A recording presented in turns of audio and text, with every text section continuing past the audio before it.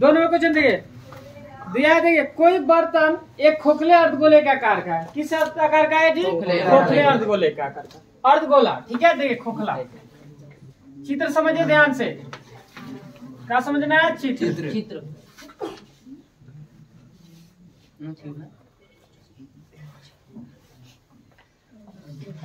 अर्धगोला हो गया। ठीक, अब ये कह रहा है, जैसे कह रहा है क्वेश्चन वैसे ही बना रहे हैं। ध्यान समझिए। कोई बर्तन एक खोखले अर्धगोले के आकार का है। एक खोखला अर्धगोला का आकार का बना दिए, जिसके ऊपर एक खोखला बेलन अध्यारोपित है। खोखला बेलन अध्यारोपित मतलब इस पर का एक अध्यारोपित मतलब खड़ा है। अर्धगोला पे कौन खड़ा है? बेलन। कैसा है वो? खोखला। ध्यान समझिए, इस पर हम बेलन बनाते हैं। इस पर क्या खड़ा करें हम? बेलन। इसलिए बोलते हैं स्केल रहता ना।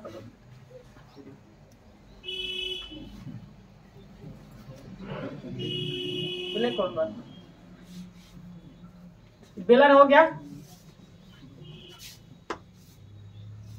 ठीक है। अर्धगोला पे कौन खड़ा है? बेलन। वो भी ये भी का है? खोखले है।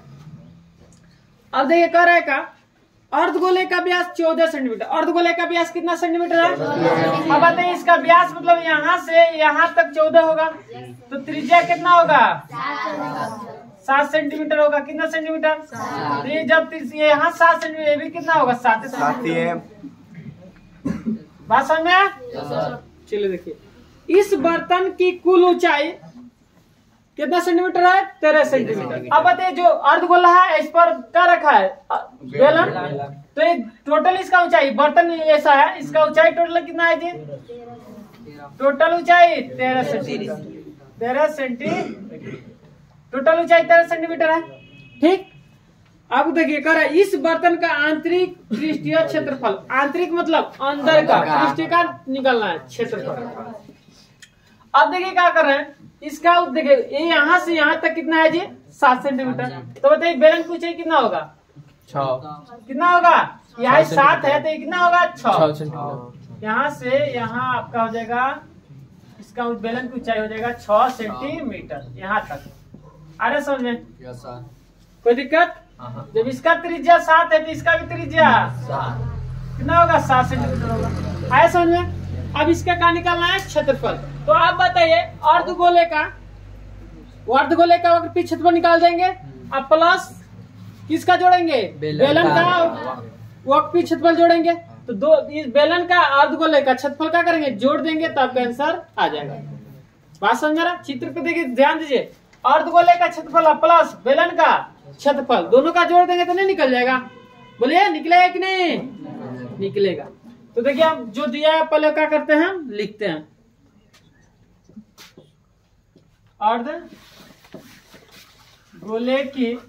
अर्धगोले का व्यास दिया है। व्यास कितना है? 14 सेंटीमीटर। तो त्रिज्या कितना होगा? 14 बटे कितना होगा जी? 2। कितना हो जाएगा? 7 सेंटीमीटर।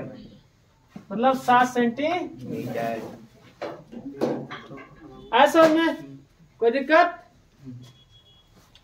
अब देखिए यहाँ बेलन की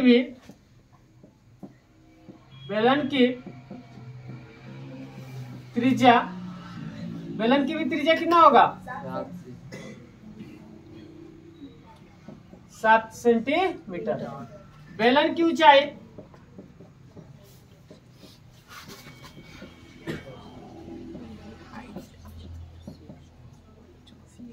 कितना होगा? 6 सेंटीमीटर। कहाँ से है? 13 में से क्या घटा दिए हैं? 7 घटाए ना? कैसे? तो 6 सेंटीमीटर आ गया। आए समझ में? अब हमें क्या निकलना है जी? बर्तन का आंतरिक पृष्ठीय क्षेत्रफल ना।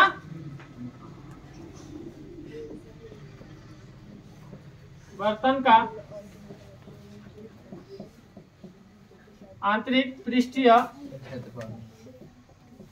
क्षेत्रफल ना। क्या करेंगे देखिए,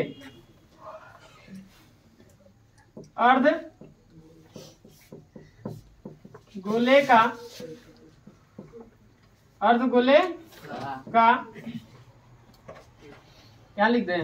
अर्धगोले का वक्र पृष्ठीय क्षेत्रफल प्लस अर्धगोले का पृष्ठीय वक्र क्षेत्रफल और प्लस किसका जोड़ेंगे? बेलन का वक्र